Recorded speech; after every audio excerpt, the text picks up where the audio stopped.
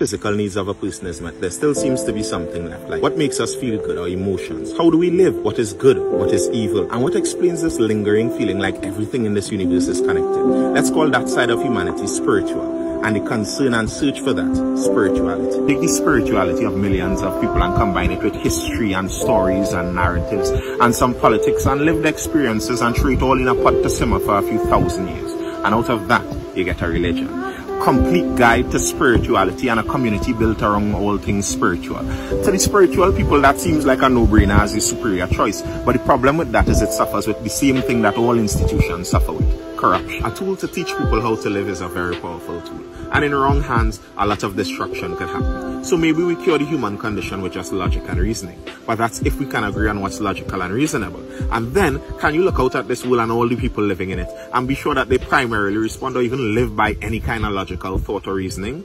Someone based on how they look and their hair texture and all of that is very foolish and very dangerous, but human and very understandable at the same time. It's based in tribalism, and the general rules of a tribe goes that I like the people in my tribe and I hate the people outside of it. If I go to a rural village somewhere that's very homogeneous and they don't actually like the kink in my hair, I wouldn't be very surprised nor very offended. And that's not excusing racist, it's still a bad thing, but I think when you understand it in the scope of tribalism, you begin to realize it doesn't actually have anything to do with the hair textures and skin colors. The Hutus and Tutsis over in Rwanda were trying to commit genocide against each other for the better part of a century. Two people that were the same genetically and spoke the same language. One name meant noble and one name meant peasant. I think many times race was a hiding class wars, and in Rwanda's case, hiding the colonial powers benefiting from them killing out each other. And that's still possibly the most popular use of racism in modern times. A ruling class benefiting from the lower class quarreling over how much of a protein is stored in their skin. Prime Minister has done it. He found the reason behind the recent spike in COVID numbers. After a bit of back and forth, the opposition blaming him for inviting 50,000 people to Tobago during Easter, he came back with this revelation that the real fault for the COVID spikes was the Andrea Barrack vigilance. I think unfortunately for him, though, in the argument of faults, he still loses, because fault falls under responsibility. Anyone can be at fault, but he was the main one with the responsibility. And if he knew that the vigils would have been super spreader events, he had the responsibility to make sure they didn't happen. And if you were worried about people's rights, well, we're in a state of emergency now. What about rights? Or if you didn't know that it would have been a super spreader event, how can you possibly expect someone else to know? I didn't agree with the vigils. They did get political, there were racial undertones, and crowds during a pandemic is just not a good idea. But if you're the person paid to seek out the benefit and stability of our country, I wonder, even if there was some evidence that the vigils did cause spread, what's the possible benefits of saying that now? Of the pandemic and our measures to counter it, 2,000 students have left the education system. That's about 1% of the total number of students in it.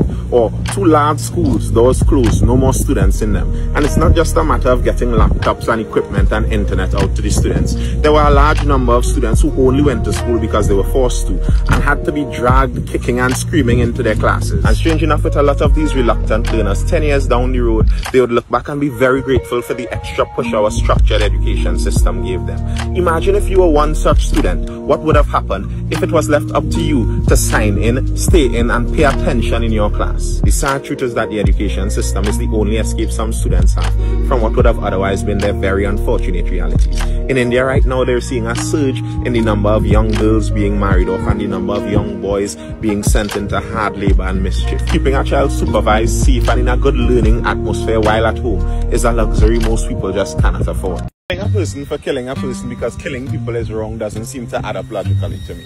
But then you hear things like the murder of a 90-year-old cultural icon for something as trivial as his own gold chain. And then the feeling you get, the death penalty starts to make perfect sense. I can understand the idea that by taking a life, you have forfeited your own opportunity to live. And if in the process of doing such someone is killed, well, fine. But that's not what the death penalty is. The death penalty is giving the state the authority to kill someone.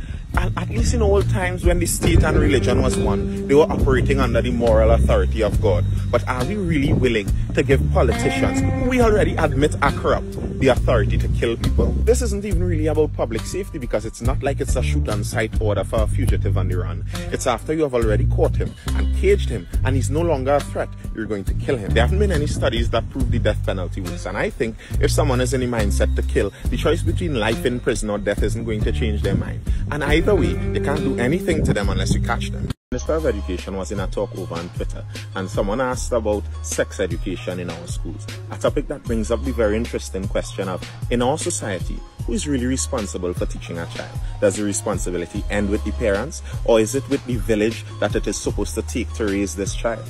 Learning about human sexuality is very interesting. There's the what, that's just the hardware and the mechanics, and that could be pretty straightforward. But then there's the how, and the when, and the who, and those could be matters of perspective. And if the village's perspective is different from the parents' perspective, whose do we choose? If the decision is left totally up to the parents and they decide to teach the child nothing or worse, the consequences can be far-reaching. A society can be brought to its knees by violent men, and the vast majority of them come from the homes of young, poorly educated single mothers. Education, or the lack of it, has consequences, so it's obvious to me that society would benefit from sex education. What isn't obvious to me is how we're going to agree on what it is, how much is enough, and who has the authority to decide. At some point last week, 4 senior doctors were transferred out from the Couva Hospital, and they were either very important or very well connected, because ever since then, there's been an unending stream of demands for them to be reinstated and apologized to. A former health minister says that this single move could be what changes a bad situation to worse. The opposition suspects victimization. They're demanding investigations, and I agree with them. I thought this was just another one of Trinidad's many politically connected workplace dramas, until the allegations got very serious, with an opposition doctor coming out saying the deaths may be increasing since the transfers out, and the CEO of the health authority responding that there has been an increase, a 25% increase in the number of patients released, and a 60% decrease in the number of deaths. If he's lying about numbers that significant, he should be fired, because if 10 people were dying in the same full hospital last week and only 4 are dying this week, and the only thing that changed were the doctors, I'm sure the country would like to know why. Those aren't statistics, they are lives. They were lives.